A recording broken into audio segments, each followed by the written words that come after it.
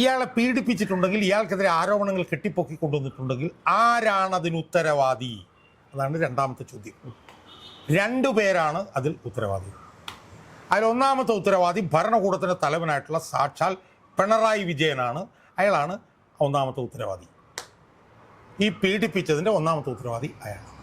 അഭിമുഖം നടത്തിയ ഈ ഹാഷ്മി താജ് ഇബ്രാഹിം എന്ന് പറഞ്ഞ മാധ്യമപ്രവർത്തകൻ്റെ ഒരു ശരീരഭാഷയാണ്. ഇയാളെന്തോ 24 ന്യൂസിൽ കയറി ഇരുന്നതോടുകൂടി ഇയാളെന്തോ ലോകത്തിലെ ഏറ്റവും വലിയ ഡൊണാൾഡ് ട്രംപിന് മുകളിലാണ് ഇയാളുടെ സ്ഥാനം എന്നുള്ളൊരു മട്ടിലാണ് ഇയാളുടെ സംസാരം. അത് ഏറ്റവും വലിയ ഒരു അഹങ്കാരിയുടെ, ഒരു താൻ പ്രമാണിയുടെ, ഒരു അസഹിഷ്ണുത മാത്രം കൈമുതലായിട്ടുള്ള ഒരു മാധ്യമപ്രവർത്തകൻ്റെ ശരീരഭാഷയായിരുന്നു അയാളുടെ ആ ഇൻ്റർവ്യൂവിൽ ഉള്ളത്. അയാൾക്കെതിരെ ഉയർന്നു വന്ന 2 പരാതിക്കാരികൾ സംബന്ധിച്ച് തെളിവുകൾ അയാൾ പറഞ്ഞിട്ടുണ്ട്.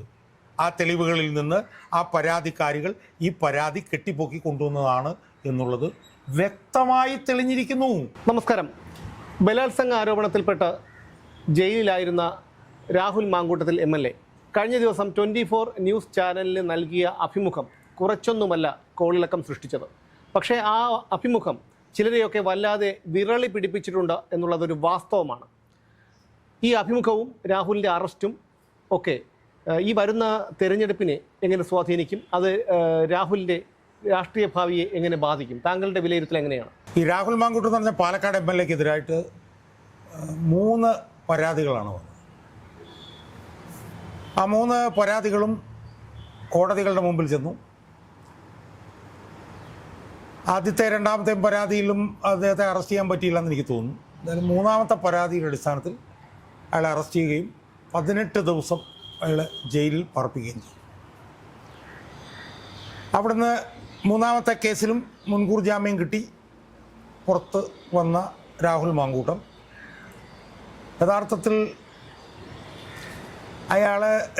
അയാൾക്കെതിരെ ആരോപണങ്ങൾ ഉയർന്നു വന്നതിന് ശേഷം ആദ്യമായിട്ടാണ് ഇത്ര വിശദമായി അയാളൊരു മാധ്യമത്തിന് മുന്നിൽ പറയുന്നത്. വിശദമായി എന്നല്ല, അയാൾ ഈ വിഷയം വന്നതിന് ശേഷം പ്രതികരിച്ചിട്ടുണ്ടെന്ന് തന്നെ എനിക്ക് തോന്നുന്നില്ല. എന്തെങ്കിലുമൊക്കെ അങ്ങോട്ടും ഇങ്ങോട്ടും 1-2 വർത്തമാനങ്ങൾ പറഞ്ഞിട്ടുണ്ടെന്നുള്ളതല്ലാതെ അയാൾക്കെതിരെ ഉന്നയിക്കപ്പെട്ട ആരോപണവുമായി ബന്ധപ്പെട്ടുകൊണ്ട് അയാൾ ആദ്യമായിട്ടാണ് ഒരു ദൃശ്യമാധ്യമത്തിന് ഒരു അഭിമുഖം കൊടുക്കുന്നത്. നമുക്കറിയാലോ, അയാളുടെ വിഷയത്തിൽ ഏറ്റവും കൂടുതൽ അയാളെ ദ്രോഹിച്ചിട്ടുള്ളത്, അയാളുടെ അഭിപ്രായത്തിൽ അയാളെ ദ്രോഹിച്ചിട്ടുള്ളത് ദൃശ്യമാധ്യമങ്ങളാണ്. അതിൽ മുൻനിരയിൽ നിന്നിരുന്ന ഒരു മാധ്യമമാണ് 24 ന്യൂസ്. അത് മാത്രമല്ല, ഹാഷ്മിയുടെ ഒരു കഥാപ്രസംഗം പല ദിവസങ്ങളിൽ ഉണ്ടായിരുന്നല്ലോ. അതെ. അപ്പോൾ സ്വാഭാവികമായും അയാളെ ശത്രുപക്ഷത്ത് നിന്ന് കണ്ടിരുന്ന ഒരു പ്രധാനപ്പെട്ട ഒരു ദൃശ്യമാധ്യമത്തിന് മുന്നിലാണ് അയാൾ പ്രത്യക്ഷപ്പെട്ടത്. എനിക്കിന്നിപ്പോൾ 1-2 ദിവസമായിട്ടുണ്ട് ആ വീഡിയോ വന്നിട്ട്. 2 ദിവസങ്ങളായി. ആ വീഡിയോ ഇപ്പോൾ ഏതാണ്ട് 1 മില്യൺ കഴിഞ്ഞു എന്നാണ് എനിക്ക് തോന്നുന്നു. ഒരു 10 ലക്ഷം അതിന് കഴിഞ്ഞിട്ടുണ്ട്. ഞാൻ ഇന്നലെ രാവിലെ മറ്റേ നോക്കുമ്പോൾ എന്തോ 19,000 കമൻറ്റുകളെന്നായിരുന്നു. ഇപ്പോൾ ഒരു 10-30,000 ഒക്കെ കമൻ്റ് ആയിട്ടുണ്ടാവും. ഞാൻ ഈ അഭിമുഖത്തെക്കുറിച്ചിട്ട് പറയുന്നതിന് മുമ്പ് ഞാൻ സാധാരണഗതിയിൽ ഈ രാഹുൽ മാങ്കൂട്ടവുമായി ബന്ധപ്പെട്ടിട്ടുള്ള അഭിമുഖങ്ങളിലൊക്കെ തന്നെ നമ്മുടെ സംസാരത്തിലൊക്കെ തന്നെ തുടക്കത്തിൽ പറയുന്ന ഒരു കാര്യം ഈ തവണയും പറയണം എന്ന് ഞാൻ ആഗ്രഹിക്കുന്നു. സാമൂഹ്യ മാധ്യമങ്ങളിൽ ഇങ്ങനെ വ്യാപകമായി പറയുന്നത് പോലെ രാഹുൽ മാങ്കൂട്ടത്തിനെ ഒരു വെള്ളരി പ്രാവായും ഒരു മഹാനായും ഒന്നും കാണുന്ന ആളല്ല ഞാൻ. അയാളുടെ പല പല പെരുമാറ്റങ്ങളും ഒരു പൊതുപ്രവർത്തനം എന്നുള്ള നിലയിൽ, യുവജന നേതാവ് എന്നുള്ള നിലയിലും ഒരു പൊതുപ്രവർത്തനം ചേർന്നതല്ല എന്ന് ഉറച്ചു വിശ്വസിക്കുന്ന ഒരാളാണ് ഞാൻ. അത് ഞാൻ ഇവിടെ വീണ്ടും ആവർത്തിക്കുകയാണ്. അയാൾ ചെയ്ത ഒരുപാട് കാര്യങ്ങൾ ശരിയല്ല എന്ന് ഞാനിപ്പോഴും വിശ്വസിക്കുന്നുണ്ട്. അപ്പം അതിൻ്റെ പശ്ചാത്തലത്തിലാണ് ഞാൻ അയാളുടെ ഈ അഭിമുഖത്തെ ഞാനൊന്ന് വിശകലനം ചെയ്യും. നമ്മൾ ഒരുപാട് അഭിമുഖങ്ങൾ നമ്മൾ കണ്ടിട്ടുണ്ട്. ആ അഭിമുഖങ്ങളിൽ പല അഭിമുഖങ്ങളും പല അവതാരകരും കുറ്റവാളികളുമായി സംസാരിക്കുന്നത് വരെ നമ്മൾ കണ്ടിട്ടുണ്ട്. കുറ്റവാളികൾ എന്ന് ഞാൻ പറയാൻ കാരണം, ഇയാൾ കുറ്റവാളിയല്ല, ഇയാളൊരു പ്രതി മാത്രമാണ്, ഇയാൾ കുറ്റവാളിയല്ല, ഇയാളൊരു കുറ്റാരോപിതൻ മാത്രമാണ് എന്ന് പറഞ്ഞു വെക്കാൻ വേണ്ടിയിട്ടാണ് ഞാനത് സൂചിപ്പിച്ചത്. എന്നാൽ ഒരുപാട് കുറ്റവാളികളുമായിട്ട് നമ്മൾ സംസാരിക്കുന്നത് കണ്ടിട്ടുണ്ട് അവതാരകർ. പക്ഷേ ഇയാളൊരു ആരോപിതൻ മാത്രമാണ്. പക്ഷേ ഇയാൾക്കെതിരെ വളരെ ഗുരുതരമായിട്ടുള്ള ആരോപണങ്ങൾ പൊതുമണ്ഡലത്തിലുണ്ടായിരുന്നു. ആ ആരോപണത്തിൻ്റെ എല്ലാം മറുഭാഗത്ത് നിന്നിരുന്നത് സ്ത്രീകളാണ്. ആ സ്ത്രീകൾ അയാൾക്കെതിരെ ഉന്നയിച്ചതെന്ന് വെച്ചാൽ അതിരൂക്ഷമായിട്ടുള്ള ഗർഭഛിദ്രം, ബലാത്സംഗം, മുഖത്ത് തുപ്പൽ, ഉൾപ്പെടെ ഏറ്റവും ഗുരുതരമായിട്ടുള്ള ആരോപണങ്ങളാണ് സ്ത്രീകൾ അയാൾക്കെതിരെ ഉന്നയിച്ചിട്ടുള്ളത്. ആ ഉന്നയിക്കപ്പെടുമ്പോൾ പ്രതിസ്ഥാനത്ത് നിൽക്കുന്ന ആളൊരു സാധാരണ മനുഷ്യൻ, എന്നെപ്പോലെ നിങ്ങളെപ്പോലെ ഒരു സാധാരണ മനുഷ്യനല്ല. അയാൾ ഒരു യുവജന നേതാവാണ് എന്ന് മാത്രമല്ല അയാൾ ഒരു MLA-യും കൂടിയാണ്. അപ്പോൾ MLA-യും യുവജന നേതാവുമായിട്ടുള്ള ഒരാൾക്കെതിരെ 3 സ്ത്രീകൾ പരസ്യമായി വന്ന് എല്ലാ ഗുരുതരമായിട്ടുള്ള കുറ്റങ്ങളും ആരോപിക്കുകയായിരുന്നു. അതാണ് അയാൾക്കെതിരെ ഉണ്ടായ ആരോപണം. ആ ആരോപണങ്ങളെല്ലാം തന്നെ ദൃശ്യമാധ്യമങ്ങൾ മൊത്തത്തിലും ഭരണകൂടവും ഒറ്റക്കെട്ടായി ഒരു മനസ്സോടുകൂടി അയാൾക്കെതിരെ കഴിഞ്ഞ ഏതാനും എനിക്ക് തോന്നുന്നു 3-4 മാസങ്ങളായി നിരന്തരമായി ഉയർത്തിക്കൊണ്ടിരിക്കുകയാണ്. അതിൽ ആദ്യത്തെ പരാതി വന്ന സമയത്ത് അയാൾ ഒളിവിൽ പോയി. രണ്ടാമത്തെ പരാതി വന്ന സമയത്ത് മുതൽ അയാൾ ഏതാണ്ട് ജയിലിൽ കിടക്കായിരുന്നു. 18 ദിവസത്തോളം. അല്ല, മൂന്നാമത്തെ പരാതി വന്നപ്പോഴാണ് അയാളെ അർദ്ധരാത്രി അറസ്റ്റ് ചെയ്ത് 18 ദിവസം അയാൾ ജയിലിലായി. ഇതാണ് അതിൻ്റെ ഒരു ബാക്ക്ഗ്രൗണ്ട്. ഈ ബാക്ക്ഗ്രൗണ്ടിൻ്റെ പശ്ചാത്തലത്തിൽ വേണം അയാൾ 24 ന്യൂസിലെ സീനിയർ മാധ്യമപ്രവർത്തകനായിട്ടുള്ള ഹാഷ്മി താജ് ഇബ്രാഹിം എന്ന് പറഞ്ഞ മാധ്യമപ്രവർത്തകനുമായി അയാൾ നടത്തിയ 49 മിനിറ്റ് ഇൻ്റർവ്യൂവിനെ നമ്മൾ കാണുകയും അതിനെ പരിശോധിക്കുകയും അതിനെ വിശകലനം ചെയ്യുകയും ചെയ്യും. അതിൻ്റെ മൊത്തം വ്യൂവർഷിപ്പ് ഞാൻ പറഞ്ഞു, എനിക്ക് തോന്നുന്നത് ഒരുപക്ഷെ കുറേ മാസങ്ങളോ വർഷങ്ങളോ എങ്കിലും ആയിട്ട് ആദ്യമായിട്ടായിരിക്കാം ഇത്ര ലെങ്തി ആയിട്ടുള്ളൊരു ഇൻ്റർവ്യൂ. 49 മിനിറ്റ് എന്നൊന്നും പറയുന്നത് യൂട്യൂബിലൊന്നും ആളുകൾ ഇരുന്ന് കാണാൻ ഒരു സാധ്യതയില്ലാത്ത ഒരു കാര്യമാണ്. ഒരുപക്ഷെ 49 മിനിറ്റ് കഴിഞ്ഞാൽ പിന്നെ ഏറ്റവും കൂടുതൽ കാണുന്നത് നമ്മുടെ അഭിമുഖമായിരിക്കും. ഏതായാലും 49 മിനിറ്റ് നാൾ ഇരുന്ന് കാണാറില്ല. പക്ഷേ ഈ വീഡിയോ 49 മിനിറ്റ് ഇരുന്ന് കണ്ടു എന്ന് മാത്രമല്ല, അടുത്ത കാലത്തൊന്നും ഇത്രയേറെ 48 മണിക്കൂറിനകം 1 മില്യൺ കഴിഞ്ഞത്, ഇത്രയും 10-25,000-ലധികം കമൻറ്റുകളും വന്ന ഒരു അഭിമുഖം അടുത്ത കാലത്തൊന്നും ഉണ്ടായിട്ടുണ്ടാവും എന്ന് തോന്നുന്നില്ല. അപ്പം ഇനി ഈ അഭിമുഖത്തിലോട്ട് നമ്മൾ കടന്നാൽ അയാൾ ആദ്യമായി ഈ വിഷയവുമായി ബന്ധപ്പെട്ട് കൊടുക്കുന്ന ഒരു വിശദമായിട്ടുള്ള അഭിമുഖമാണ് നമ്മൾ കണ്ടത്. അപ്പം അതിൽ ആദ്യമായിട്ട് എനിക്ക് സൂചിപ്പിക്കാനുള്ള ഒരു കാര്യം, അതിൽ അഭിമുഖം നടത്തിയ ഈ ഹാഷ്മി താജ് ഇബ്രാഹിം എന്ന് പറഞ്ഞ മാധ്യമപ്രവർത്തകൻ്റെ ഒരു ശരീരഭാഷയാണ്. അത് ഏറ്റവും വലിയ ഒരു അഹങ്കാരിയുടെ, ഒരു താൻ പ്രമാണിയുടെ, ഒരു അസഹിഷ്ണുത മാത്രം കൈമുതലായിട്ടുള്ള ഒരു മാധ്യമപ്രവർത്തകൻ്റെ ശരീരഭാഷയായിരുന്നു അയാളുടെ ആ ഇൻ്റർവ്യൂവിൽ ഉള്ളത്. ഒരുപക്ഷെ അയാൾ അതുപോലെ ഉള്ള ഒരു അഹങ്കാരിയുടെ ഒരു ശരീരഭാഷ കാണിക്കാൻ ഇടയായ സാഹചര്യം എന്ന് പറയുന്നത് സ്ത്രീകൾ പരാതി ഉന്നയിച്ചിട്ടുള്ള ഒരു രാഷ്ട്രീയ നേതാവാണ് അപ്പുറത്ത് നിൽക്കുന്നത് എന്നുള്ളത് കൊണ്ടായിരിക്കാം എന്നെനിക്ക് തോന്നുന്നു. പക്ഷെ അവിടെ തന്നെ അയാൾക്ക് അടിമുടി തെറ്റിപ്പോയി എന്ന് അയാൾ മനസ്സിലാക്കണം എന്നാണ് എനിക്ക് സൂചിപ്പിക്കുന്നത്.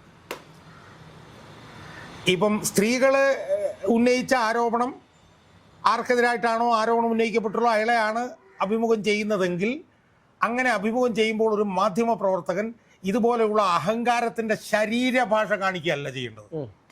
നിങ്ങൾ അയാളുടെ ഇരിപ്പും മട്ടുമൊക്കെ നോക്കൂ. അപ്പോൾ അപ്പുറത്ത് കുറ്റാരോപണത്തിൽ ഇരിക്കുന്ന അയാളുടെ MLA ആയിട്ടിരിക്കുന്ന അയാൾ അവിടെ വെറുതെ ഇരിക്കുമ്പോൾ ഇപ്പുറത്തെ കാലും കയറ്റി ഇങ്ങനെ കസേരയുടെ മുകളിൽ കൈയൊക്കെ കയറ്റി വെച്ച് നീ ആരുടെ അവാർഡാ എന്നും പറഞ്ഞിട്ടുള്ള മട്ടിൽ ഞാനിപ്പം നിന്റെ മൊന്ത കുറ്റിക്കിട്ട് 2 അടി തരാമെന്നുള്ളൊരു മട്ടിലാണ്. അല്ല, അവിടെയാണ് മൊട്ടാരിനോട് ഒരു ചെറിയ ബഹുമാനം തോന്നുന്നത്. കാരണം നമ്മുടെ ഒരു വണ്ടിപ്പെരിയാറിലെ ഒരു 6 വയസ്സിലൂടെ കൊലപാതകവുമായി ബന്ധപ്പെട്ട അർജുൻ എന്ന് പറയുന്ന DYFI-കാരനെ വെറുതെ വിട്ടപ്പോൾ അയാളുടെ ഒരു അഭിമുഖം നടത്തിയിരുന്നു. അന്നൊക്കെ വളരെ സൗഹൃദപരമായിട്ടാണ് അയാൾ കാര്യങ്ങൾ ചോദിച്ച് മനസ്സിലാക്കിയത്. അതിന്റെ പിന്നിലുള്ള കാര്യങ്ങളൊന്നും നമുക്കറിയില്ല. പക്ഷേ താങ്കൾ ഈ പറഞ്ഞതുപോലെ കാശ്മീരിയുടെ ഈ ഒരു ശരീരഭാഷ അപഹനീയമാണ്. ആ പോക്സോ കേസ് പ്രതിയെ പോലും നമുക്ക് ഈ കാര്യത്തിൽ ന്യായീകരിക്കേണ്ടി. അപ്പോൾ മാധ്യമപ്രവർത്തനം എന്നുള്ളതിൽ ഇയാൾ ചെയ്യേണ്ടിയിരുന്നത് എന്താണ്? ഇയാൾ മാന്യമായ ശരീരഭാഷയെ കാണിച്ചവിടെ ഇരുന്ന് ഇയാൾ അഹങ്കാരവും അസഹിഷ്ണുതയൊന്നും കാണിക്കാതെ കുറിക്കൊള്ളുന്ന ചോദ്യങ്ങൾ കുറ്റാരോപണത്തിനോട് ചോദിക്കണമായിരുന്നു. അതായിരുന്നു മാധ്യമപ്രവർത്തനം എന്നുള്ള നിലയിൽ അയാളുടെ ഒരു ഉത്തരവാദിത്വം. അതിനു പകരം അയാളുടെ ശരീരഭാഷയെ അടിമുടി അഹങ്കാരം എന്ന് പറഞ്ഞാൽ ഒരു 1/2 ഡസൻ സ്ത്രീകളെ ബലാത്സംഗം ചെയ്ത് കൊന്ന ഒരു കുറ്റവാളിയാണ് അപ്പുറത്തിരിക്കുന്നത് എന്നുള്ള നിലയിലുള്ള ഒരു മുഖഭാവം എല്ലാം വെച്ചുകൊണ്ടാണ് ഇയാൾ ചോദിച്ചോട്ടത്. അതൊരിക്കലും ഒരു മാധ്യമപ്രവർത്തനം ചേർന്നാൽ അതിൽ ഒരുപാട് കാര്യങ്ങൾ പഠിക്കേണ്ട. അതിൽ ഞാൻ വീഡിയോ ചെയ്തപ്പോൾ ഞാൻ പറഞ്ഞ പോലെ അയാൾ വിനൂവി ജോണിൽ നിന്നാണ് അയാൾ പാഠങ്ങൾ പഠിക്കേണ്ടതെന്ന് ഞാൻ പറയും. ഇത്രയും കത്തിജ്വലിക്കുന്ന വിഷയങ്ങൾ, ഇത്രയും രൂക്ഷമായിട്ടുള്ള തീവ്രമായിട്ടുള്ള വിഷയങ്ങൾ ചോദിക്കുമ്പോഴും പറയുമ്പോഴും ചർച്ചയിലൊക്കെ പങ്കെടുക്കുമ്പോഴൊക്കെ തന്നെ എത്രയോ പതിഞ്ഞ സ്വരത്തിൽ, എത്രയോ സാത്വികമായി, എത്രയോ നിർവികാരമായിട്ടാണ് അയാൾ കാര്യങ്ങൾ പറയുന്നത്. പക്ഷെ പറയുന്നത് രൂക്ഷമായിട്ടുള്ള കാര്യങ്ങളാണെങ്കിൽ അപ്പോൾ അതൊന്ന് പഠിക്കണം. ഇയാളെന്തോ 24 ന്യൂസിൽ കയറി ഇരുന്നതോടുകൂടി ഇയാളെന്തോ ലോകത്തിലെ ഏറ്റവും വലിയ ഡൊണാൾഡ് ട്രംപിന് മുകളിലാണ് ഇയാളുടെ സ്ഥാനം എന്നുള്ളൊരു മട്ടിലാണ് ഇയാളുടെ സംസാരം. അപ്പോൾ അത് നമ്മൾ കാണുമ്പോൾ നമുക്ക് അരോചകമായിട്ട് നമുക്ക് തോന്നും, നമുക്ക് വലിയ പരിഹാസ്യമായിട്ട് തോന്നും. അതൊരു വശം. മറുവശത്ത് സമീപകാല ഭാവിയിലെങ്ങും ഇത്രയേറെ രൂക്ഷമായി ആക്രമിക്കപ്പെട്ടിട്ടില്ലാത്ത ഒരാളാണ് അവിടെ ഇരിക്കുന്നത്, ഈ രാഹുൽ മാങ്കൂട്ടം എന്ന് പറഞ്ഞിട്ടുള്ള അയാൾ. സമയത്ത് മാത്രമല്ല, എൻ്റെ വരവിൽ ഈ കേരളത്തിൽ ഒരിക്കലും ഇത്തരം ഒരാൾ ആക്രമിക്കപ്പെട്ടിട്ടില്ല. അത് നിയമത്തിന്റെ ഭാഗത്തു നിന്നായിരുന്നാലും സമൂഹ മാധ്യമങ്ങളുടെ ഭാഗത്തു നിന്നായിരുന്നാലും. നിയമത്തിന്റെ ഭാഗത്തല്ല, ഭരണകൂടത്തിന്റെ ഭാഗത്തുനിന്ന് സമൂഹ മാധ്യമം, നിയമത്തിന്റെ ഭാഗത്ത് അയക്കാൻ അനുകൂലമായിട്ടാണ്. അതാണ്. അപ്പം സാമൂഹിക മാധ്യമങ്ങളിലൂടെ അല്ലാതെ നിരന്തരം ആക്രമിക്കപ്പെട്ട, ചീമൂട്ട എറിഞ്ഞ, ആക്രമണത്തിന് വിധേയനായ, 18 ദിവസം ജയിലിൽ കിടന്ന ഒരാളാണ് അപ്പുറത്തിരിക്കുന്നത്. അയാൾക്കെതിരെ ഉയർന്നു വന്നിട്ടുള്ള അതിഗുരുതരമായിട്ടുള്ള ആരോപണങ്ങളാണെന്നുള്ള കാര്യത്തിൽ തർക്കമില്ല. അയാൾക്കെതിരെ ആരോപണം ഉന്നയിച്ചിട്ടുള്ള സ്ത്രീകളാണെന്നുള്ള കാര്യത്തിൽ തർക്കമില്ല. ആരോപണ വിധേയൻ ഒരു MLA ആണ്, ഇങ്ങനൊന്നും ചെയ്യാൻ പാടില്ലാത്ത ആളാണെന്നുള്ള കാര്യത്തിൽ തർക്കമില്ല. ഇതൊക്കെ ശരി തന്നെയാണ്. പക്ഷേ ഇതൊക്കെ ശരി തന്നെയാണെന്ന് പറയുമ്പോഴും അപ്പുറത്തിരിക്കുന്ന കുറ്റാരോപിതൻ അയാൾ അവിടെ വന്നിരിക്കുമ്പോൾ അയാൾക്കെതിരെയുള്ള 2 ബലാത്സംഗ കേസിൽ അയാൾക്ക് മുൻകൂർ ജാമ്യം മേടിച്ചിട്ടാണ് അയാൾ അവിടെ വന്നിരിക്കുന്നത്. 3ാമത്തെ കേസിൽ അയാൾക്ക് മുൻകൂർ ജാമ്യം കിട്ടാൻ പോവുകയാണ്. അയാൾക്കെതിരെ ഉയർന്നു വന്നിട്ടുള്ള ആരോപണങ്ങൾ മുഴുവൻ കെട്ടിച്ചമച്ച ആരോപണങ്ങളാണെന്ന് പൊതുമണ്ഡലം വിശ്വസിക്കുന്ന ഒരു സമയത്താണ് ആ കുറ്റാരോപിതൻ അയാളുടെ അപ്പുറത്ത് വന്നിരിക്കുന്നത്. അപ്പോൾ അയാളോട് തനി പ്രകോപനപരമായിട്ടുള്ള താൻ സ്ത്രീകൾക്ക് വേണ്ടിയാണ് നിൽക്കുന്നതെന്നുള്ളതുകൊണ്ട് തനിക്ക് എന്ത് തോന്നിയാസവും ചോദിക്കാം എന്നുള്ളൊരു നിലയിലുള്ള ഇയാളുടെ ചോദ്യം ഈ ജനങ്ങൾ പുച്ഛിച്ച് തള്ളുകയുള്ളൂ എന്ന് മാത്രമേ ഞാൻ പറയുന്നുള്ളൂ. കാർക്കിച്ച് തുപ്പുകളൊന്നും ഞാൻ പറയുന്നില്ല, പക്ഷേ അങ്ങനെയൊക്കെ തള്ളുള്ളൂ എന്നാണ് ഞാൻ പറയുന്നത്. ഇനി രാഹുൽ മാങ്കൂട്ടം എന്ന് പറഞ്ഞാൽ അയാൾ അവിടെ നിന്ന് പറഞ്ഞ ഓരോ കാര്യങ്ങളും നമ്മളൊന്ന് എടുത്ത് പരിശോധിച്ച് നോക്കി. ഞാനത് വിശദമായിട്ട് 2-3 പ്രാവശ്യം ഞാൻ കേട്ടു. അയാൾ ഈ 1ാം പരാതിക്കാരിയെക്കുറിച്ചും 2ാം പരാതിക്കാരിയെക്കുറിച്ചും പറയുന്നുണ്ട്. പല കാര്യങ്ങളും കോടതിയിൽ നിൽക്കുന്നതുകൊണ്ടൊക്കെ പറയാൻ പാടില്ല എന്ന് അയാൾ പറയുന്നുണ്ട്. പക്ഷേ അയാൾ 1ാം പരാതിക്കാരിയുടെയും 2ാം പരാതിക്കാരിയുടെയും അല്ലെങ്കിൽ 1ാം പരാതിക്കാരുടെയും 2ാം പരാതിക്കാരുടെയും പരാതികൾ മുഴുവൻ കെട്ടിച്ചമച്ചതാണെന്ന് ചുരുങ്ങിയ നിമിഷം കൊണ്ട് അയാൾ പറയുന്നുണ്ട്. 1ാം പരാതിക്കാരിയെ കുറിച്ചിട്ട് അയാൾ പറയുന്നത്, 1ാം പരാതിക്കാരി 2ാം പരാതിക്കാരിയെ കുറിച്ചിട്ട് അയാൾ പറയുന്ന ഒരു പോയിന്റ് ഉണ്ട്. എന്താ പോയിന്റ്? ഹോട്ടലിലേക്ക് കൊണ്ടുവന്നായിരുന്നു ആദ്യം ചർച്ച. അത് കഴിഞ്ഞ് കുറച്ച് കഴിയുമ്പോൾ ഹോട്ടൽ മാറി. കാരണം ഹോട്ടലിലേക്ക് കൊണ്ടുവന്നു പറഞ്ഞാൽ ഹോട്ടൽ ഏതാണെന്ന് പെട്ടെന്ന് കണ്ടുപിടിക്കും. ഹോം സ്റ്റേ ആയി. ഹോം സ്റ്റേ 10,000 ഹോം സ്റ്റേ ഉണ്ട്. എവിടെയാണെന്ന് പറയാൻ കഴിയില്ലല്ലോ, അത് മാറി.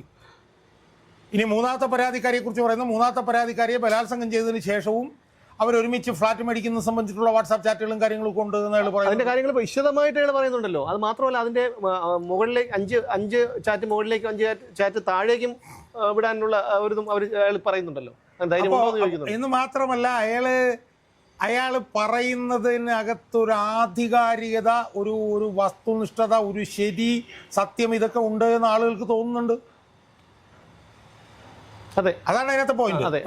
അല്ല, ഈ കള്ളം പറയുന്നതും ഞാൻ എന്ത് പറഞ്ഞാലും ഈ റിനി പറയുന്നതും ഷഹനാസ് പറയുന്നതും രാഹുൽ മാങ്കൂട്ടത്തിൽ പറയുന്നതും എല്ലാം ഒരു സാധാരണക്കാരൻ നോക്കുമ്പോൾ അല്ലെങ്കിൽ ഒരു പ്രേക്ഷകൻ നോക്കുമ്പോൾ അവർക്കറിയാമല്ലോ. കുറച്ച് വർഷങ്ങൾ ഈ ഭൂമിയിൽ ജീവിച്ചവരാണ്, പലരെയും കണ്ടവരാണ്. അപ്പോൾ അവർക്ക് മനസ്സിലാകും ആരാണ് സത്യം പറഞ്ഞതെന്നും ആരാണ് കള്ളം പറഞ്ഞത്. അതുപോലെ തന്നെ അയാൾ ഈ പറഞ്ഞ പോലെ അയാളുമായി ബന്ധപ്പെട്ട് ഉയർന്നു വന്ന 3 വനിതകളുടെ പേരുകളുണ്ട്. റിനി ആൻഡ് ജോർജ് എന്ന് പറഞ്ഞ സ്ത്രീ, ഹണി ഭാസ്കറും ഷഹനാസും. അവരെ 3 പേരെയും അയാൾ പറഞ്ഞ പോലെ അയാൾ എങ്ങനെയാണ് കൈകാര്യം ചെയ്തെന്നുള്ളത് നമ്മൾ കണ്ടതാണ്. റിനി എന്ന് പറഞ്ഞിട്ടുള്ള ഈ സ്ത്രീയാണ് ആദ്യം വന്നത്.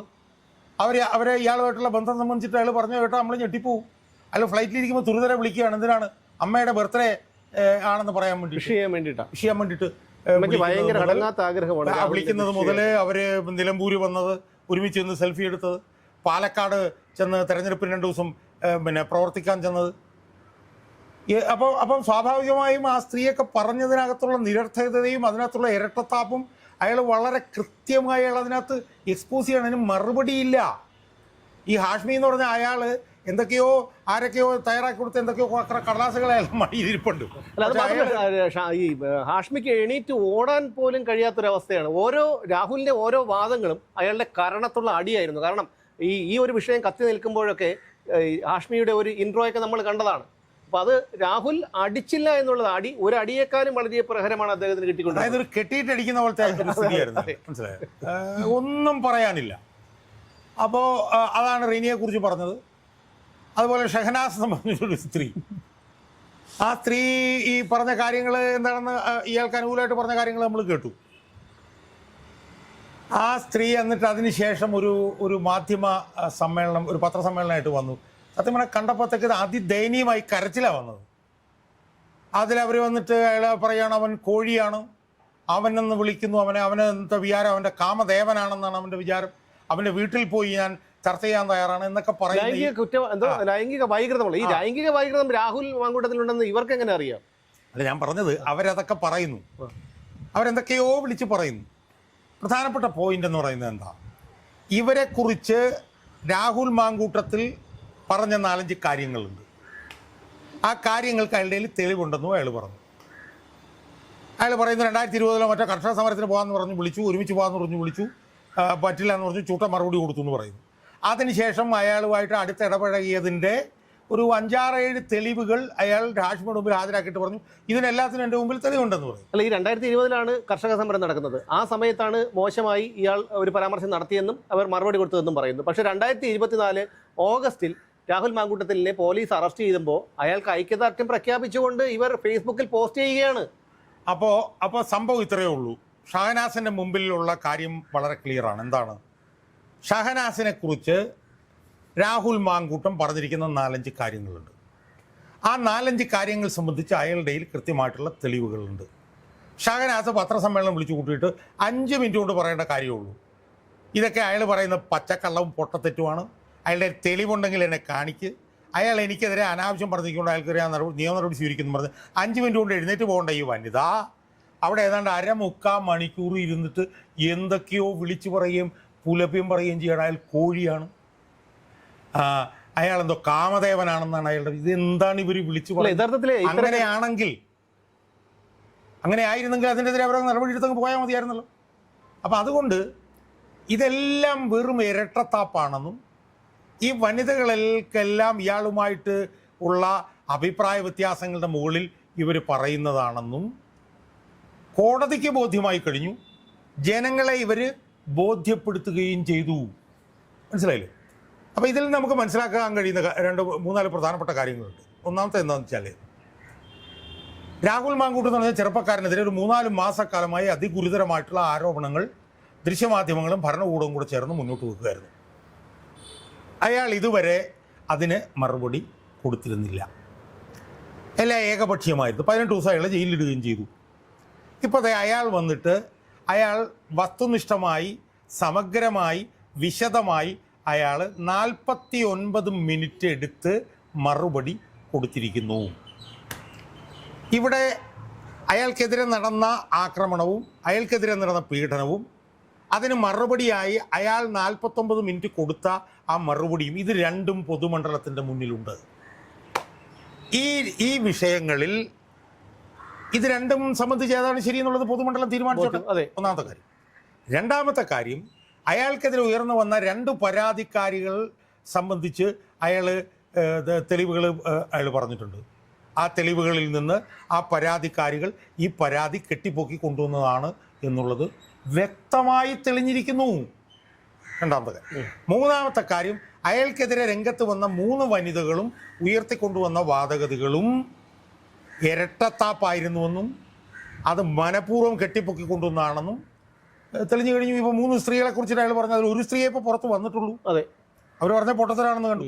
ഈ റിനി എന്ന് പറഞ്ഞ സ്ത്രീയും ഹണി ബാസർ എന്ന സ്ത്രീയും അവരിതുവരെ പുറത്ത് വരാൻ പോലും അവർ തയ്യാറായി. ഫേസ്ബുക്കിലുള്ള തള്ളു മാത്രമേ അവർ ഇയാൾക്കെതിരായിട്ടൊന്നും പുറത്ത് വന്നിട്ടില്ല. അങ്ങനെ വന്നിട്ടില്ല. അതാണ് മൂന്നാമത്തെ കാര്യം. നാലാമത്തെ കാര്യം, അയാൾ വളരെ സമചിത്തതയോടുകൂടി, വളരെ സമാധാനത്തോടുകൂടി അയാൾക്കെതിരെ ഉയർന്നു വന്നിട്ടുള്ള ആരോപണങ്ങൾക്കെല്ലാം സത്യസന്ധമാണെന്ന് ജനങ്ങൾക്ക് തോന്നിക്കുന്ന തരത്തിൽ അയാൾ കാര്യങ്ങൾ വിശദീകരിച്ചു. അപ്പം ഇതിൽ നിന്ന് ഇത് കാണുന്ന ജനങ്ങളെ സംബന്ധിച്ചിടത്തോളം ഈ 4 കാര്യങ്ങൾ അയാൾ അവതരിപ്പിച്ചപ്പോൾ അത് കാണുന്ന ജനങ്ങൾക്ക് തോന്നുന്ന ഒരു കാര്യം എന്ന് പറയുന്നത് ഇയാളെ മനഃപൂർവ്വം ഭരണകൂടവും വേറെ ചില ആളുകളും കൂടി ചേർന്ന് പീഡിപ്പിക്കുകയായിരുന്നു. അപ്പം അവസാനം അയാൾ 18 ദിവസം ജയിലിൽ കിടന്നു. ഇയാളുടെ ഈ വാദഗതി കേട്ട് കഴിയുമ്പോഴത്തേക്ക് ആ 18 ദിവസം അയാളെ മനഃപൂർവ്വം ജയിലിലിട്ട് പീഡിപ്പിക്കാരെന്നുള്ളത് വ്യക്തമാണ് കേൾക്കുന്ന ആളുകളെ സംബന്ധിച്ചിടത്തോളം. അതെ. അപ്പോൾ ഇത് ആളുകൾ ജനങ്ങളുടെ മുമ്പിലുണ്ട്, ജനങ്ങളെ സംബന്ധിച്ച് തീരുമാനമെടുക്കും. ഇനി അടുത്ത ചോദ്യം എന്താ? ഇയാളെ പീഡിപ്പിച്ചിട്ടുണ്ടെങ്കിൽ, ഇയാൾക്കെതിരെ ആരോപണങ്ങൾ കെട്ടിപ്പൊക്കിക്കൊണ്ടുവന്നിട്ടുണ്ടെങ്കിൽ ആരാണ് അതിന് ഉത്തരവാദി? അതാണ് രണ്ടാമത്തെ ചോദ്യം. 2 പേരാണ് അതിൽ ഉത്തരവാദി. അതിൽ ഒന്നാമത്തെ ഉത്തരവാദി ഭരണകൂടത്തിൻ്റെ തലവനായിട്ടുള്ള സാക്ഷാൽ പിണറായി വിജയനാണ്. അയാളാണ് ഒന്നാമത്തെ ഉത്തരവാദി. ഈ പീഡിപ്പിച്ചതിൻ്റെ ഒന്നാമത്തെ ഉത്തരവാദി അയാൾ. രണ്ടാമത്തെ ഉത്തരവാദി നമ്മൾ നേരത്തെ സംസാരിച്ചിട്ടുള്ള പോലെ കേരളത്തിൻ്റെ പ്രതിപക്ഷ നേതാവായിട്ടുള്ള ശ്രീമാൻ VD സതീശൻ. ഇയാൾ കോടതിയിൽ നിന്ന് മുൻകൂർ ജാമ്യം കിട്ടിയപ്പോൾ പ്രതിപക്ഷ നേതാവ് VD സതീശൻ എന്താ പറയാനുള്ളത് നമ്മൾ ചോദിച്ചിരുന്നു. നിശബ്ദമായിരുന്നു മറുപടി. ഇപ്പോൾ നമ്മൾ വീണ്ടും ചോദിക്കുന്നു. രാഹുൽ മാങ്കൂട്ടൻ തൻ്റെ നിലപാട് 49 മിനിറ്റ് വ്യക്തമാക്കിക്കൊണ്ട് സാമൂഹ്യ മാധ്യമങ്ങളിലൂടെ അയാൾ രംഗത്ത് വന്നിട്ടുണ്ട്. അത് സംബന്ധിച്ച് എന്താണ് VD സതീശൻ്റെ മറുപടി എന്നറിയാൻ ജനങ്ങൾക്ക് താല്പര്യമുണ്ട്. അതിൻ്റെ കാരണം എന്താണെന്നറിയോ? അതിൻ്റെ കാരണം എന്ന് പറയുന്നത് ഇയാളോടുള്ള അഭിമുഖത്തിൽ ഇയാൾ ചോദിച്ചു, സതീശനല്ലേ നിങ്ങൾക്കെതിരെ ഗൂഢാലോചന നടത്തി ചോദിച്ചപ്പോൾ അയാൾ എന്താ മറുപടി? അല്ല, സതീശൻ എനിക്കെതിരെ ഗൂഢാലോചന നടത്തിയിട്ടില്ല, എനിക്കെതിരെ ഗൂഢാലോചന നടന്നിട്ടുള്ളത് പാർട്ടിക്ക് പുറത്തുനിന്നാണ് എന്ന് പറയാനുള്ള ഇംഗ്ലീഷിൽ പറഞ്ഞൊരു മഗ്നാനിമിറ്റി, ഒരു വിശാല മനസ്കത അയാൾ കാണിച്ചു. എന്നാൽ യഥാർത്ഥത്തിൽ അയാൾക്കെതിരെ ഗൂഢാലോചന നടത്തിയതിൽ പ്രധാനപ്പെട്ട പങ്ക് സതീശാണെന്നുള്ള ആർക്കാണ് അറിയാൻ പാടില്ല. ഈ സതീശനെ വളരെ ചേർത്ത് പിടിച്ചാണ് റിനി ന്യായീകരിക്കുന്നത്. നമുക്കൊരിക്കലും സതീശനെ കുറിച്ച് പറയുമ്പോൾ 1000 നാവാണ് ഈ റിനി എന്ന് പറയുന്ന ആ ഒരു സ്ത്രീക്ക്. അതെന്തുകൊണ്ടാണത്? കാരണം ഇത്തരത്തിൽ പാർട്ടിയെ പ്രതിരോധത്തിലാക്കുന്ന ഈ വിഷയം പാർട്ടി അടഞ്ഞ അധ്യായമാണെന്ന് പറഞ്ഞു, രാഹുലിനെ പുറത്താക്കി. അപ്പോഴൊക്കെയും പാർട്ടിയുടെ പ്രവർത്തകയാണെന്ന് പറയുന്ന ഷഹനാസ് വരുമ്പോൾ ഷഹനാസിനെ ചേർത്ത് പിടിക്കുന്ന ഒരു നിലപാടാണ്. യഥാർത്ഥത്തിൽ പുറത്താക്കേണ്ടത് ഷഹനാസിനെയല്ലേ? കാരണം ഇവിടെ തെരഞ്ഞെടുപ്പ് അടുത്തിരിക്കുകയാണ്. അവിടെ പ്രതിപക്ഷം ചെയ്യേണ്ട ജോലിയാണ് ഈ ഷഹനാസ് ചെയ്തുകൊണ്ടിരിക്കുന്നത്. അല്ല, അതിൽ ഞാൻ ഷഹനാസെ കൈകാര്യം ചെയ്യുന്നില്ല. കാരണം അവർ വന്ന് ജനങ്ങൾക്ക് മനസ്സിലായി അവരാരാണ്. ഈ റിനി എന്ന് പറഞ്ഞിട്ടുള്ള സ്ത്രീ, ഞാൻ ഇപ്പോൾ രാവിലെ ഒരു യൂട്യൂബ് നോക്കുമ്പോഴത്തേക്ക് അവർ സതീശൻ എന്ന് പറഞ്ഞ വ്യക്തിയെക്കുറിച്ചിട്ട് അവർ പറയുമ്പോൾ അങ്ങ് എന്തൊക്കെയോ വഴിഞ്ഞൊഴുകുകയാണ് അവരിങ്ങനെ. ഓട്ടയിട്ട നിക്കറിന്റെ കാര്യം പറഞ്ഞു. ഞാൻ അതിലേക്ക് പോകുന്നില്ല. വെച്ചാൽ രാഷ്ട്രീയക്കാരൻ എന്നുള്ള നിലയിലെ വ്യക്തി എന്നുള്ള നിലയിൽ എനിക്ക് ഏറ്റവും കൂടുതൽ സ്നേഹ ബഹുമാനം ഉള്ള ആളാണ് എന്ന് പറയുന്ന ഇവർ ഇടതുപക്ഷ അനുഭാവിയാണെന്ന് ഓർത്തോണം. അല്ലെ, എനിക്ക് തോന്നാൻ കാരണം എന്താണെന്ന് വെച്ച് കഴിഞ്ഞാൽ ഈ സതീശൻ എങ്ങനെയുള്ള ആളാണെന്നും അയാളുടെ ഓട്ടയുള്ള നിക്കറിനെ കുറിച്ച് ഒരു സ്ത്രീ വെളിപ്പെടുത്തൽ നടത്തിയിരുന്നു. ഈ റിനി ആൻഡ് ജോർജ് വളരെ ഒരു വിശുദ്ധനായിട്ട് അയാളെ പറയുന്നു. അതിന്റെ ഒരു നമ്മൾ ഇവരിങ്ങനെ ഇപ്പൊ പറയുമ്പോൾ നമ്മുടെ മനസ്സിൽ വരുന്നത് രാഹുൽ മാങ്കൂട്ടത്തിനെതിരെ ആദ്യമായി വിമർശനവുമായി രംഗത്ത് വരുന്ന വനിതയായി ആണ് റിനി ആൻഡ് ജോർജ്. എനിക്ക് തോന്നുന്നു ആ അഭിമുഖത്തിലും പിന്നീടുള്ള അഭിമുഖങ്ങളിലുമൊക്കെ എനിക്ക് VD സതീശൻ എന്ന് പറഞ്ഞാൽ എനിക്ക് അച്ഛനെ പോലെയാണ് എന്ന് മാത്രമല്ല, അവർ ഫേസ്ബുക്ക് പോസ്റ്റൊക്കെ ഇട്ടിരുന്നു, സതീശൻ മുഖ്യമന്ത്രിയായി കാണണമെന്നുള്ളതാണ് എൻ്റെ ആഗ്രഹം. ഇപ്പം നമ്മൾ ചിന്തിക്കുമ്പോൾ ഈ രാഹുൽ മാങ്കൂട്ടത്തിനെതിരായിട്ടുള്ള ഗൂഢാലോചനയിൽ റിനി എന്ന് പറഞ്ഞ വനിതയ്ക്കും VD സതീശനും പോലും എന്തെങ്കിലും പങ്കുണ്ടോ എന്ന് ഉള്ള സംശയം പൊതുമണ്ഡലത്തിൽ സ്വാഭാവികമായിട്ട് ഞാൻ ഉൾപ്പെടെയുള്ള ആൾക്കാർക്ക് അതുണ്ട്. കാരണം VD സതീശനെ വളരെ ഒരു മഹത്വവൽക്കരിച്ചുകൊണ്ടാണ് റിനി ആൻഡ് ജോർജ് സംസാരിക്കുന്നത്. അങ്ങനെ സംസാരിക്കുമ്പോൾ സതീശൻ പ്രസ്ഥാനത്തെ സ്നേഹിക്കുന്ന ഒരാളാണെങ്കിൽ അയാൾക്ക് രാഹുലിനെ വിടാം. പ്രസ്ഥാനത്തെ സ്നേഹിക്കുന്ന അല്ലെങ്കിൽ പ്രസ്ഥാനത്തിനോടാണ് അയാൾക്ക് കൂറെങ്കിൽ അയാൾക്ക് റിനിയോട് പറയാം. വ്യക്തിപരമായ അത്രയും അടുപ്പമുള്ളത് കൊണ്ടാണല്ലോ റിനി അങ്ങനെ സംസാരിക്കുന്നത്. റിനി, ഈ വിഷയം നമുക്കിവിടെ അവസാനിപ്പിക്കാം എന്ന് അയാൾക്ക് പറയാം. പക്ഷേ സതീശൻ അത് പറയുന്നില്ല. അങ്ങനെ വരുമ്പോൾ സതീശന് രാഹുൽ മാങ്കൂട്ടത്തിനോട് വ്യക്തിപരമായിട്ടുള്ള എന്തോ ഒരു വൈരാഗ്യമുണ്ട് എന്ന് സ്വാഭാവികമായും ഞാൻ ഉൾപ്പെടെയുള്ള പൊതുജനങ്ങൾക്ക് തോന്നും. ഇപ്പം രാഹുൽ മാങ്കൂട്ടത്തിനോട് അയാൾക്ക് വൈരാഗ്യം ഉണ്ടെന്നുള്ളത് എല്ലാവർക്കും അറിയാവുന്ന കാര്യമാണ്. പക്ഷേ രാഹുൽ മാങ്കൂട്ടത്തിനോട് ഉള്ള അയാളുടെ വൈരാഗ്യം സംബന്ധിച്ച് കണക്ക് തീർക്കാൻ വേണ്ടി ഈ വനിതയെ അയാളൊരു കോടാലിക്കൈ ആക്കിയിട്ടുണ്ടോ എന്ന സംശയം ഇപ്പം കൂടുതൽ ശക്തിപ്പെട്ടു വരികയാണ്. അതെ എന്നുവെച്ചാൽ പിന്നെ രാഹുൽ മാങ്കൂട്ടത്തിന്റെ വെളിപ്പെടുത്തലിനെ തുടർന്ന് ഈ ഗൂഢാലോചന അതിന്റെ പുറകിൽ വർക്കൗട്ട് ചെയ്തിട്ടുണ്ടെന്നുള്ള സംശയം ഇപ്പോഴും പുറത്തു വരികയാണ്. കാരണം രാഹുൽ മാങ്കൂട്ടത്തിന്റെ സുഹൃത്ത് ഫെനി നൈനാൻ ഈ മൂന്നാമത്തെ പരാതിക്കാരിയെ ഇവർ വിളിച്ചിട്ടുണ്ട് എന്നുള്ള നിലയിൽ വാട്സാപ്പ് ചാറ്റുകൾ പുറത്തുവിട്ടിരുന്നു. അപ്പൊ ആ ഒരു ഗൂഢാലോചനയുടെ പുറകിൽ ഇയാളുണ്ടോ? എന്തായാലും ഇത് അവസാനിപ്പിക്കുമ്പോൾ രണ്ട് കാര്യങ്ങൾ പറഞ്ഞാണ് എനിക്ക് അവസാനിപ്പിക്കാനുള്ളത്. ഒന്ന്, ഒരു സംശയവും വേണ്ട, അടുത്ത നിയമസഭാ തെരഞ്ഞെടുപ്പിൽ LDFനെതിരെ പ്രത്യേകിച്ച് യുവാക്കളുടെ യുവതികളുടെ ഇടയിൽ ഉണ്ടാകാൻ പോകുന്ന ഏറ്റവും വലിയ ബാക്ക്ലാഷിൻ്റെ ഒരു കാരണം ഈ രാഹുൽ മാങ്കൂട്ടത്തെ പീഡിപ്പിച്ചതായിരിക്കും എന്നുള്ളത് ഒരു സംശയവും കാര്യത്തിൽ വേണ്ട. കാരണം രാഹുൽ മാങ്കൂട്ടത്തിന് അതിഭീകരമായിട്ടുള്ള പിന്തുണ കിട്ടുന്ന കേരളത്തിലെ യുവജനങ്ങളിൽ നിന്നും യുവതികളിൽ യുവാക്കളിൽ നിന്നുമാണ്. സ്വാഭാവികമായ രാഹുൽ മാങ്കൂട്ടത്തിനെ പീഡിപ്പിക്കാൻ വേണ്ടി ഏറ്റവും കൂടുതൽ മുമ്പിൽ നിന്ന് ആൾ പിണറായി വിജയനാണെന്നുള്ളത് കൊണ്ട് ഇത് ഇടതുപക്ഷ ജനാധിപത്യ മുന്നണിക്ക് അടുത്ത തെരഞ്ഞെടുപ്പിൽ വലിയ തിരിച്ചടിയാണ് ഇതിലൂടെ കിട്ടാൻ. രണ്ട്, സ്വാഭാവികമായി ഇടതുപക്ഷ ജനാധിപത്യ മുന്നണിക്ക് തിരിച്ചടി എന്ന് പറയുമ്പോൾ UDF അത് അനുകൂലമാണ് എന്നുള്ളതാണ്. പക്ഷേ UDFലും VD സതീശന് ഇത് വലിയ തോതിൽ പരിക്ക് അടുത്ത നിയമസഭാ തെരഞ്ഞെടുപ്പിൽ ഏൽപ്പിക്കാൻ സാധ്യതയുണ്ടെന്ന് VD സതീശൻ്റെ മണ്ഡലത്തിൽ ഉള്ള യുവജനങ്ങളുടെ ഇടയിൽ ഈ VD സതീശൻ രാഹുൽ മാങ്കൂട്ടത്തെ പീഡിപ്പിക്കുന്നതിനും അയാളെ പാർട്ടിയിൽ നിന്ന് പുറത്താക്കുന്നതിനും അയാളോട് വൈരാഗ്യം കാണിക്കുന്നതിനും അയാളോട് കണക്ക് തീർക്കുന്നതിലും VD സതീശന് പങ്കുണ്ട് എന്നുള്ള തോന്നൽ VD സതീശൻ്റെ മണ്ഡലത്തിലെ യുവാക്കളുടെ യുവതികളുടെ ഇടയ്ക്ക് വന്നാൽ VD സതീശൻ്റെ ജയസാധ്യതയും അത് വളരെ ഗുരുതരമായി ബാധിക്കാൻ സാധ്യതയുണ്ടെന്ന് എനിക്ക്. അതുകൊണ്ട് തന്നെ ഈ ചർച്ച അവസാനിക്കുമ്പോൾ എനിക്ക് പറയാനുള്ള രണ്ട് കാര്യം: ഒന്ന്, LDFന് ഇത് വിരുദ്ധമാകാനുള്ള വലിയ സാധ്യത; രണ്ട്, സതീശന് ഇത് വിരുദ്ധമാകാനുള്ള സാധ്യത. അല്ല, അവിടെ ഒരു അസ്വാഭാവികതയുണ്ട്. കാരണം എന്ന് വെച്ചാൽ നമ്മൾ അവസാനിപ്പിക്കുന്നതിന് മുമ്പ് ഈ ഹണി ഭാസ്കരൻ, അതുപോലെ ഷഹനാസ്, റിനി ആൻഡ് ജോർജ്, അതിൽ ഷഹനാസിനെ നമുക്ക് മാറ്റി നിർത്താം. കാരണം അവർ കോൺഗ്രസ്സുകാരിയാണെന്നാണ് അവകാശപ്പെടുന്നത്. ഈ പല പാളയത്തിലും ചാരന്മാർ നുഴഞ്ഞു കയറുന്ന ഒരു രീതിയുണ്ടല്ലോ. അപ്പോൾ അതുകൊണ്ട് അവരെ മാറ്റി നിർത്താം. എങ്കിലും ഈ മറ്റ് രണ്ട് പേർ ഇന്നിപ്പോൾ വേറൊരു ആക്ടിവിസ്റ്റ്, അവരുടെ പേര് പറഞ്ഞ് അവരെ കൂടുതൽ 10 പേർ അറിയാൻ ഞാൻ ആഗ്രഹിക്കുന്നില്ല, മാടൻ എന്നൊക്കെ നിങ്ങൾ ചേർത്ത് വായിച്ചാൽ മനസ്സിലാകും. അങ്ങനെ ഒരു സ്ത്രീ വന്നിട്ട് രാഹുൽ മാങ്കൂട്ടത്തിനെ കുറിച്ച് പറയുന്നുണ്ട്. അപ്പോൾ ഇവരെല്ലാം ഇടതുപക്ഷ സഹയാത്രികരാണ്. ഈ ഇടതുപക്ഷ സഹയാത്രികർ മാത്രമാണ്, അല്ലെങ്കിൽ കോൺഗ്രസിൻ്റെ വനിതാ നേതാക്കളൊക്കെ വന്നിരുന്നു, അവരൊരു ആവശ്യം ഉന്നയിച്ചു, രാഹുലിനെതിരെ നടപടിയെടുക്കണമെന്ന് പറഞ്ഞുകൊണ്ട് അവർ പിന്നെ അപ്രസക്തരായി പോയി. പക്ഷേ അതുപോലെയല്ല, ഈ ഷഹനാസ് ഇവരോടൊപ്പം ചേർന്ന് നിന്ന് ഇടതുപക്ഷക്കാരായ സ്ത്രീകളാണ് രാഹുലിനെതിരെ ഇത്തരം ആരോപണങ്ങളും അല്ലെങ്കിൽ സമൂഹ മാധ്യമത്തിലൂടെ ക്രൂരമായി അപമാനിക്കുന്നത്. അപ്പോൾ അങ്ങനെ വരുമ്പോൾ ഇത് ഇടതുപക്ഷത്തിൻ്റെ, സതീശൻ്റെ അറിവോടുകൂടിയുള്ള ഇടതുപക്ഷത്തിൻ്റെ ഒരു അജണ്ടയല്ലേ നടപ്പിലാക്കുകയില്ല. ഞാൻ പറയുന്നില്ല, പക്ഷേ സതീശൻ ചെയ്ത ഏറ്റവും വലിയൊരു തെറ്റെന്താ? സതീശൻ ചെയ്തിട്ടുള്ള ഏറ്റവും വലിയൊരു തെറ്റെന്ന് പറയുന്നത് കോൺഗ്രസിനെയും UDFനെയും അടിക്കാൻ ഒരു വലിയ വജ്രായുധം സതീശൻ കൊണ്ടുവന്ന് CPM-കാരുടെ കയ്യിലേക്ക് കൊടുത്തു. അല്ല, അത് CPM-കാരിലേക്ക് കൊടുത്തു എന്നതിലുപരി സതീശനും കൂടി പദ്ധതി ഇട്ട് തയ്യാറാക്കി. ആ ഗൂഢാലോചനയിൽ സതീശൻ ഉണ്ടായിരുന്നു നമ്മൾ പറഞ്ഞു. ഇപ്പൊ തന്നെ ഈ 3 സ്ത്രീകളുടെ കാര്യത്തിൽ നമ്മൾ നോക്കിയേ. റിനി എന്ന് പറഞ്ഞ സ്ത്രീ, അവർ സതീശൻ ഗൂഢാലോചനയ്ക്ക് പിന്നിലുണ്ടോ നമുക്ക് സംശയമുണ്ട്. അവരിപ്പോൾ ഇടതുപക്ഷത്തിലൂടെ നിൽക്കുന്നത്. ഹണി ഭാസ്കർ എന്ന് പറഞ്ഞ സ്ത്രീ, അവർ ഇടതുപക്ഷമാണ്. ഷഹനാസ് യഥാർത്ഥത്തിൽ കോൺഗ്രസിനകത്ത് നിൽക്കുമ്പോഴും വടി കൊണ്ടുവന്ന് കൊടുക്കുന്നത് CPM-നാണ്. അല്ല, അതിൽ നിന്ന് നമുക്ക് എന്താണ് മനസ്സിലാക്കേണ്ടത്? അല്ല, അതുകൊണ്ടാണ് ഞാൻ പറഞ്ഞത്, ഇത് പൊളിറ്റിക്കലായിട്ട് CPM-നെതിരായിട്ട് വരുമ്പോൾ അതിനേക്കാൾ വലിയൊരു പാതകമാണ് സതീശൻ ചെയ്തത് എന്ന് വരുന്നു. സതീശനാണ് ഇവനെ പുറത്താക്കുന്നതിൽ ഏറ്റവും മുന്നിൽ. സതീശൻ്റെ ഒരു ബുള്ളിങ് കൊണ്ടാണ് ഇയാളെ പെട്ടെന്ന് പുറത്താക്കേണ്ടി വന്നത്. പുറത്താക്കിയതിന് ശേഷവും സതീശൻ കിട്ടുന്ന സമയങ്ങളിൽ മുഴുവൻ ഇയാൾക്കാരെ കണക്ക് തീർക്കുകയായിരുന്നു.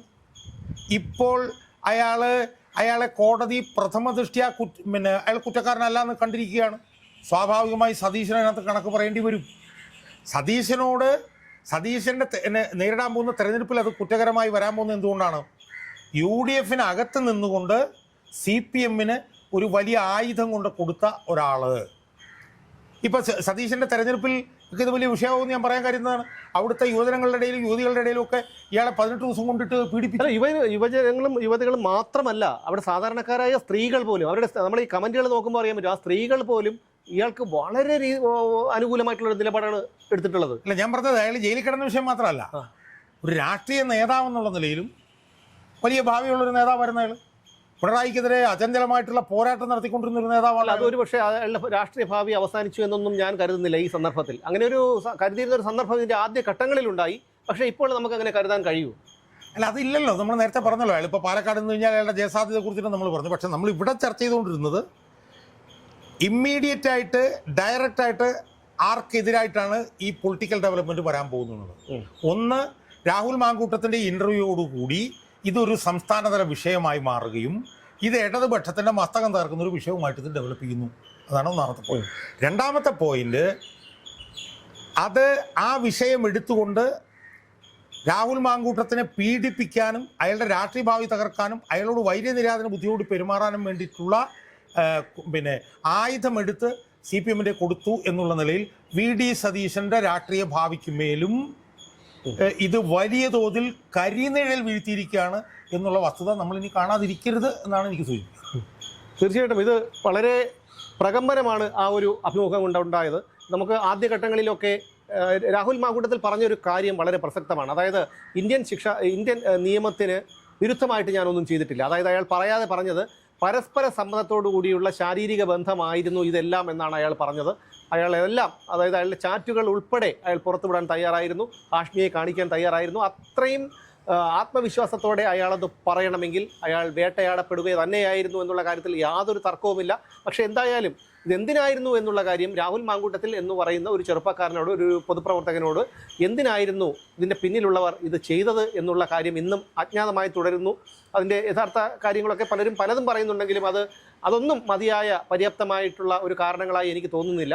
എന്തായാലും ഈ വരാൻ പോകുന്ന തെരഞ്ഞെടുപ്പിൽ ഇപ്പോഴത്തെ സാഹചര്യത്തിൽ രാഹുൽ മാങ്കൂട്ടത്തിൽ പാലക്കാട് മണ്ഡലത്തിൽ സ്വതന്ത്രനായി മത്സരിച്ചാൽ പോലും അദ്ദേഹത്തിന് വിജയസാധ്യതയാണുള്ളത്. ഇനി ഒരാളും ഇത് വേട്ടയാടപ്പെടാതിരിക്കട്ടെ. ഇതുപോലെ അയാൾക്ക് നിയമം അനുശാസിക്കുന്ന ശിക്ഷ, അത് കോടതിയുടെ മുന്നിലെത്തുന്ന തെളിവുകളുടെ അടിസ്ഥാനത്തിലുള്ള ശിക്ഷ അയാൾക്ക് കിട്ടട്ടെ. പക്ഷേ എനിക്ക് പറയാനുള്ളത് ഒരു കാര്യം കൂടി എനിക്ക് പറയാനുണ്ട്.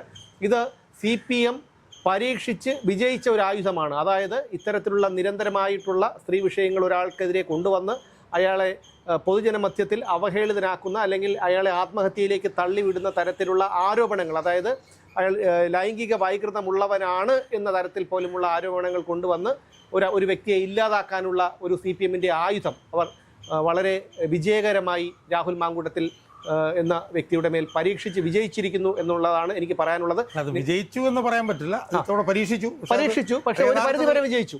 രാഹുൽ മാങ്കൂട്ടത്തിന്റെ കാര്യത്തിൽ അത് പരാജയപ്പെടുകയായിരുന്നു എന്നാണ് നമ്മൾ എന്തായാലും വിജയിച്ചത് ശരിക്കും ഉമ്മൻചാണ്ടിയുടെ കാര്യത്തിൽ അല്ല. എങ്കിൽ പോലും ഞാൻ പറഞ്ഞത് അദ്ദേഹത്തെ 19 ദിവസം 18 ദിവസം ജയിലിൽ അടയ്ക്കാൻ കഴിഞ്ഞു എന്നുള്ളത് വരെ ഒരു വിജയമാണല്ലോ.